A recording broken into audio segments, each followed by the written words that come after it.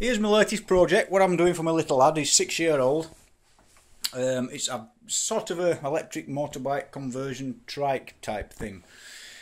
In the shed I had a old mini moto 50cc pull start engine, one of them little crosser type things. Engine was knacked and back wheel were buckled. And I also had a mobility scooter back axle. So yeah, me being me, I took the back wheel off, cut the metal off where the spindle went through.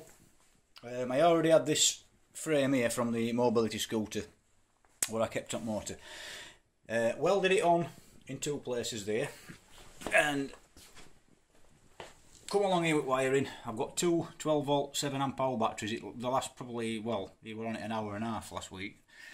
But I've done a modification because the wheels were only mobility scooter wheels.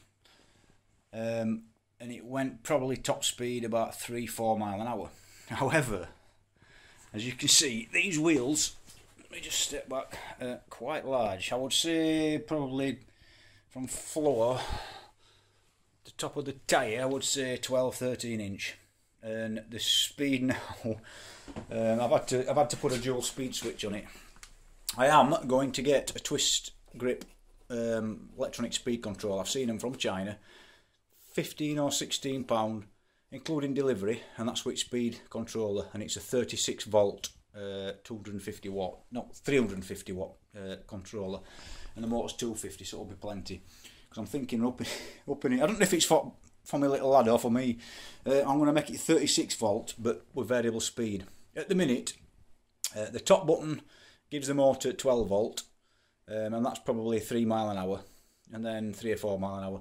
The bottom button gives it full 24 volt. I don't know top speed, but it's pretty nippy.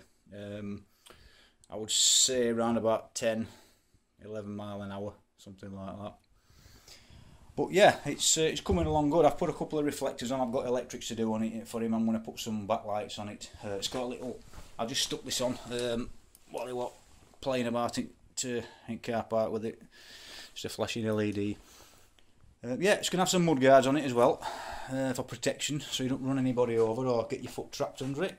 But I think she's coming along pretty good for pieces and bits and bobs and stuff lying about in the shed.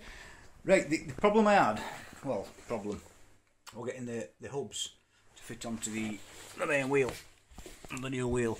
You'll not be able to see that in there, but inside that centre is the original nut and washer holding the old scooter wheels on.